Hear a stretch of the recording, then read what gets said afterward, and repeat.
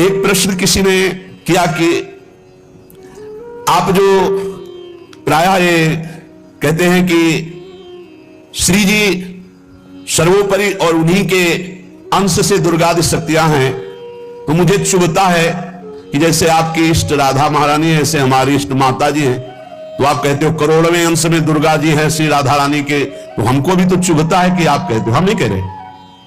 तस्मात् शास्त्रम प्रमाणन्ते कार्याकार्यो व्यवस्थितो। पहली बात तो हमारी श्री जी क्या है, जब हम श्री जी से चित्त जोड़ेंगे तब पता चलेगा। और दूसरी बात है कि जो शास्त्रों में लिखा है उसे, पद्म पुराण पातालखंड अध्याय 81 भगवान शिव कह रहे हैं, बहुत ध्यान से सुनिए। भगवान शंकर कैलाश में विराजमान है, देवर्षि नारद जी शनकादि बड़े बड़े महापुरुषों की सभा लगी हुई, उस सभा में कह रहे हैं, नारद जी को संबोधन करके भगवान शिव कह रहे हैं, नारद जी ये जो श्री कृष्ण प्रिया राधा है, ये महा चैतन्य शक्ति स्वरूपा जितनी भी देवियां हैं, ये सब इनके अंश से प्रकट हुई है। ये अंतरंग विभूति है, इसीलिए इनको कोई जानता नहीं, अत्यंत गोपन तत्व है, इसीलिए इनका एक नाम गोपी है। श्री कृष्ण सदैव इनकी आराधना करते, इसलिए नाम इनका राधा है, और ये सदैव श्री कृष्ण की आराधना में रहती, इसलिए इनका एक नाम राधिका है। ये और श्री कृष्ण दो नहीं है, श्री कृष्ण में राधा है, राधा में श्री कृष्ण है। ये राधा परादेवता है, जितनी भी लक्ष्मी आदि शक्तियां सब इन्हीं के अंश से हैं। आपको भगवान का आह्लाद कहा गया है, आह्लाद, और जब मूर्तिमान ये हुई तो राधा कहेगी, किशोरी जी कहेगी। और तत्कला कोटि कोटि अंशा, भगवान शिव बोल रहे हैं, तत्कला कोटि कोटि अंशा दुर्गाद्य त्रिगुणात्मिका। दुर्गा आदि जितनी त्रिगुणात्मिका दैवी शक्तियां हैं, ये इनके कला से करोड़वें अंश में प्रकट है। यही प्रकट है, पर करोड़वें अंश में प्रकट है।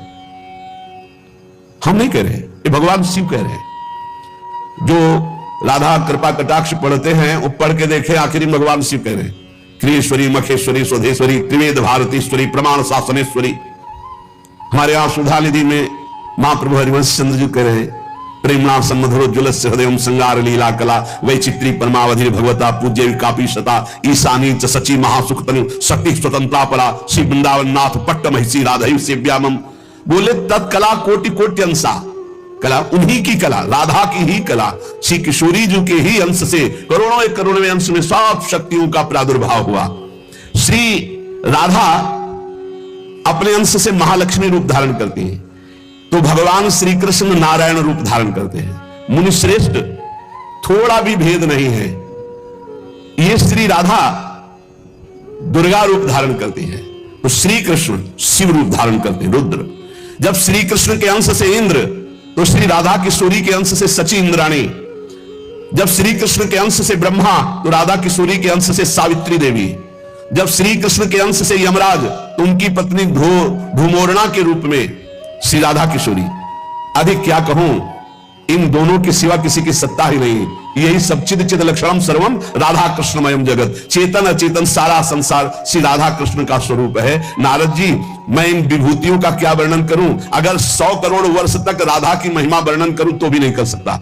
भगवान शिव कुछ ऐसे भावुक जन है कि वो कहते हैं कि आप भगवान शंकर को श्री कृष्ण से छोटा कहते हैं, वो हमारे आराध्य देव, हमको चुभता है। देखो, जब तत्व की चर्चा होगी तो एक है, और जब लीला की चर्चा होगी तो वही एक विविध लीलाएं करता है, वही एक विविध लीलाएं करता है। रास में भगवान शंकर आए, अगर थोड़ा भी शास्त्र को पढ़े हो तो पढ़ के देख लेना। गोपी रूप धारण किया, रास में प्रवेश पाया, श्री कृष्ण चरण वंदना, किशोरी जी की चरण वंदना, और फिर गोपी रूप धारण करके रास में प्रवेश। अच्छा, कोई भी ये कैसे नकार सकता है कि भगवान शंकर की जटाओं में गंगा जी हैं, और वो गंगा जी क्या है कि आप नहीं जानते हो? गंगा तरंग रमणीय जो जटा कलापम गौरी विभूषित वाम भागम, भगवान शिव के लिए आता है। तो जो जटा कटा संभ्रमम भ्रमण नीलम पर निर्झरी जो विराजमान है गंगा जी, वो कौन है? गांगम वारी मनोहारी मुरारी चरण अच्युतम त्रिपुरारी शिरस्चारी पापा पहारी पुनातुमा। देखो भाई, तत्व एक है, पर लीला में जब प्रारंभ होगा तो लीला में छुटाई बड़ाई हंसी मजाक वो उनकी आराधना तत्व एक है। अभी आप यहां सुन रहे हो कि जब श्री कृष्ण शिव रूप धारण करते तो राधा किशोरी दुर्गा रूप धारण करती, यही है, कोई और थोड़ी है। पर जब लीला की बात आती तो वही भगवान शंकर गोपी रूप, आज भी भगवान गोपेश्वर का श्रृंगार होता है गोपी रूप में। शाम टाइम जल नहीं चढ़ता, नथुनी बाला और सब चुनरी धारण करके भगवान शिव गोपीश्वर के रूप में विराजते हैं। भगवान शंकर गंगा जी को नेत्रों से भी रोक सकते थे, लेकिन जटाओं में धारण किया कि श्री कृष्ण का चरणामृत है, वामन भगवान का चरणामृत है, वामन के रूप में श्री कृष्ण ही है। प्राणाधिक प्रियतमा सर्वाभ्याः सुंदरी परा सर्वयुक्ता च सौभाग्य भाग्नि गौरवान्विता।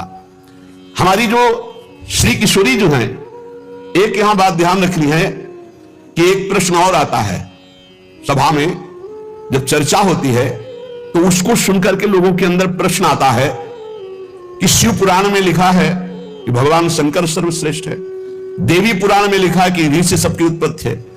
आप गणेश महिमा को देखो तो यम ब्रह्म स्वम ब्रह्म, सब कुछ जिस पुराण को देखो उसी से सृष्टि हुई है। इसका मतलब क्या है? गलत है क्या? जब तुम शिव पुराण पढ़ोगे तो शिव तत्व से ही सबकी उत्पत्ति है, सब कुछ शिव तत्व है, पढ़े हैं। जैसे आप कहा भगवान शंकर ने चिद चिद लक्षणम सर्वम राधा कृष्णमयम जगत, ऐसे कहा गया है हे भगवती हे भगवान आपसे ही सृष्टि प्रकट है शिव पुराण में, क्योंकि जितनी माताएं वो सब भगवती हैं और जितने पुरुष हैं वो सब हे भगवान शिव आपका ही स्वरूप है। चराचर जगत शिव और पार्वती में ही है। भगवान का ऐसा लिंग प्रकट हुआ शिव जी का कि 100 कल्प तक ब्रह्मा जी उतरते चढ़ते रहे, पार न पाया। फिर भगवान विष्णु उसमें पढ़ना शिव पुराण, तो पढ़ करके बात कर रहे, आर पार नहीं पाया। भगवान शिव से ही नारायण का प्रादुर्भाव होता है, भगवान का प्रादुर्भाव होता है, भगवान शिव से ही ब्रह्मा का प्रादुर्भाव होता है। जब देवी भागवत पढ़ो तो सब कुछ देवी जी से प्रकट हुआ, तो क्या झूठा है क्या? पुराण कोई झूठे हैं क्या? तो अगर उनसे प्रकट हुआ तो इनसे कैसे? भागवत पढ़ करके देखो तो श्री हरि से, नाभि कमल से ब्रह्मा, ब्रह्मा की भ्रकुट से शंकर, रुद्र का अवतार। उधर पढ़ करके देखो तो भगवान शिव से ब्रह्मा और श्री हरि प्रकट होते हैं। देवी भागवत पढ़ करके देखो तो देवी से, ये है क्या? तत्व तत्व एक है, वही परमात्मा है। वही जब शिव पुराण पढ़ोगे तो सब कुछ शिव की, जब भागवत पुराण पढ़ोगे तो सब कुछ श्री हरि का, और जब देवी भागवत पढ़ोगे तो सब कुछ वही। देवी प्रपन्नार्थ हरे प्रसीद प्रसीद मातर जगतो खिलस्य प्रसीद विश्वेश्वरी पाहे विश्वम तुम ईश्वरी देवी चराचरस्य। हे देवी तुम ही चराचर में व्याप्त हो, तुम ईश्वरी हो, तुम सर्वशक्तिमान हो, तुमसे बढ़कर कोई नहीं। क्या समझते हो? जो जहां है वही परम तत्व है और वो वही सब कुछ है। इधर से हम देखेंगे तो कृष्णाकार, उधर से देखोगे तो शिवाकार, उधर से देखोगे तो दुर्गा में, उधर से देखोगे काली में, जो बोलो वही परम तत्व है। पर जब हम लीला का गायन करते हैं तो लीला में विभाग हो जाता है। वही एक परमात्मा, वेद कहता है एक ओहम बहुश्यामा, मैं एक बहुत रूपों में हो जाऊं। अब वही परमात्मा शासक बन गया, वही शासित हो गया, वही धर्मात्मा बन गया। उसी के छाती से धर्म प्रकट हुआ, उसी के पीठ से अधर्म प्रकट हुआ। अधर्म करने वाला दंडनीय हो गया, धर्म करने वाला बंदनीय हो गया। लेकिन दंडनीय और बंदनीय में दोनों में एक तत्व विराजमान, तत्व में अंतर नहीं। ये जो समझते नहीं ना, लीला को समझते नहीं है और तत्व को समझते नहीं, तो ये झगड़ा करने लगते हैं कि शिव को छोटा कैसे कह दिया। पूछो शिव जी से जाके, अरे उनको देखो तो रात दिन भगवत श्री हरि चर्चा करते रहते हैं, और हरि को देखो, उनसे पूछो जाके कि तुम्हारे आराध्य देव कौन है? बोले शंकर। हरि से पूछो कि तुम्हारा गुरु कौन? बोले शंकर।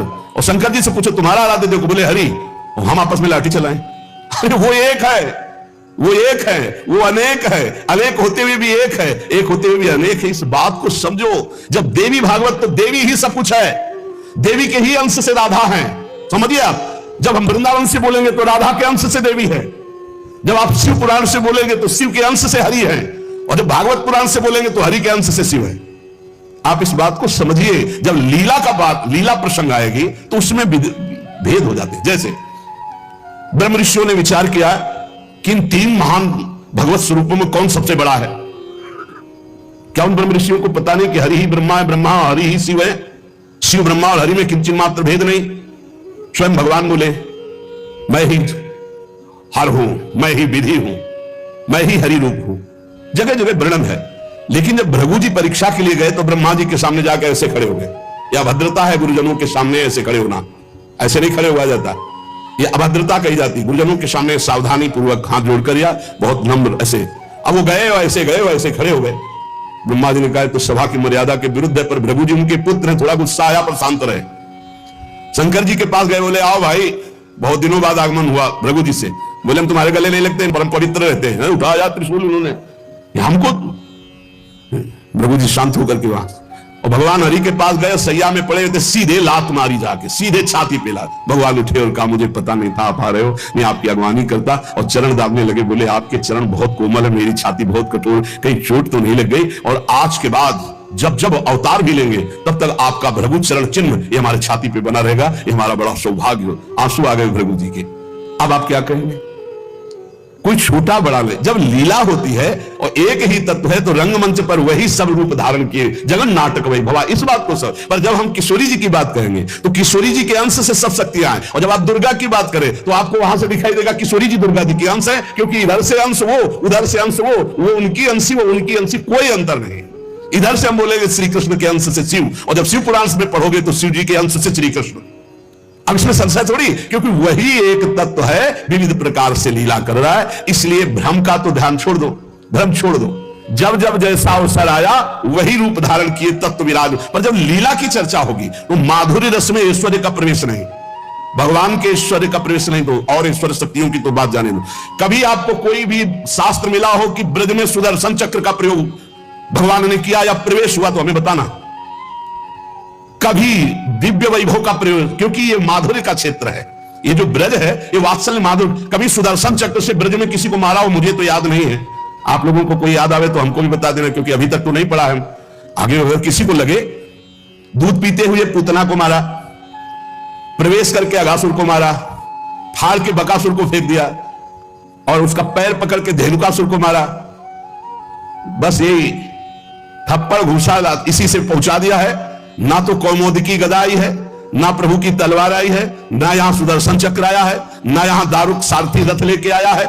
ये ऐश्वर्य नहीं, ये प्रेम देश है, ऐश्वर्य का प्रवेश नहीं है यहां। और जहां कहीं ऐश्वर्य का कुछ दिग्दर्शन कराना चाहा तो वहां वात्सल्य ने डांट लगा दी है। जैसे मुख में जब मिट्टी खाई हुई ऐश्वर्य दिखाना शुरू किया तो वात्सल्य ने डांटा है, यहां नहीं, तो तुरंत मैया को लगाए मेरी आंखों का दोष कोई है, ये तो मेरा लाला है, ऐश्वर्य का।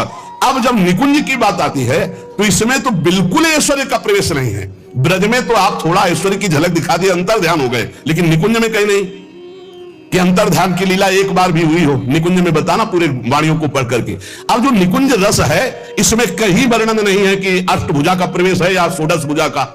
हमारी ही श्री जी सब अंशों से है, लेकिन ऐश्वर्य रूप नहीं, ये महामाधुर्य रूप है। इसी महामाधुर्य की महिमा की हम उपासना करते तो हमारे लिए हमारा उपास्य देव सर्वश्रेष्ठ है। और जब उपास्य देव की सर्वश्रेष्ठता की लीला में देखते हैं तब ये वर्णन आता है कि अनंत शक्तियां, देखो भगवान शिव ने स्वयं वर्णन किया कि ये जो अनंत शक्तियां तत्कला कोटि कोटि अंशा दुर्गाद्यस्त गुणात्मिका।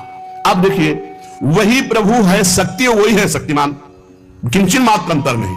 लेकिन प्रभु आदेश करते हैं कि मैं अब अवतार लेने जा रहा हूं, भागवत में पढ़ के देख लेना। तुम हे महाशक्ति बलराम जी का कर्षण करके रोहिणी के गर्भ में डालो और मैं स्वयं अवतार लो। तुम जाकर नंद बाबा के यहां कन्या रूप से पूरी लीला पढ़ के देख लो। और नाम चामुंडा, कुष्मांडा, दुर्गा आदि तुम्हारे विविध नाम भगवान ने रखे और तुम सबकी कामना पूर्ण करने वाली होगी। जाओ मेरा आदेश ऐसा करो। भगवान ने आदेश किया, शक्ति कार्य कर रही। भगवान की प्राप्ति के लिए उसी शक्ति की आराधना कात्यायनी रूप से गोपिकाएं करते हैं कि मुझे श्री कृष्ण पति रूप में प्राप्त हो। उसी शक्ति की आराधना सीता जी गौरी पूजन करती है। और सीता जी कौन है? काल रात्र निश्चल कुल केरी, महाकाल रात्रि स्वरूप उनको गोस्वामी जी ने कहा। काल रात्रि निश्चर कुल केरी, जे सीता पर प्रीति घरेरी। ये नहीं समझ रहा रावण की साक्षात इसका काल पधारा है। एक काल रात्रि महाशक्ति स्वरूप चाट जाएंगे, कुछ नहीं बचेगा लंका में। ये दुष्ट जिनके प्रति विरोध भाव कर रहा है कौन है? वही गौरी है और वही गोरी है, वही महाशक्ति है और वही सीता जी है। अब आप समझिए, आदि शक्ति जय जग उपजाया, सीता जी गौरी पूजन कर रहे हैं। गौरी जी खसी माल मूर्ति मुस्कानी, जाओ मन जा हिराच्यो मिली सोबर साध सुंदर साव। तो सीता जी कौन है? मनुष्य रूपा को भगवान राम कह रहे। आदि शक्ति जय जग उपजाया, सो अवतरी मोरिया माया। अरे कोई भेद नहीं, कहीं भेद नहीं। पर जब लीला की बात करेंगे तब लीला में भेद दिखाई दे रहा है कि सीता जी गौरी जी का पूजन कर रहे हैं, उनसे वरदान प्राप्त कर रहे हैं। और भगवान प्रिया सती को संशय हो जाता है।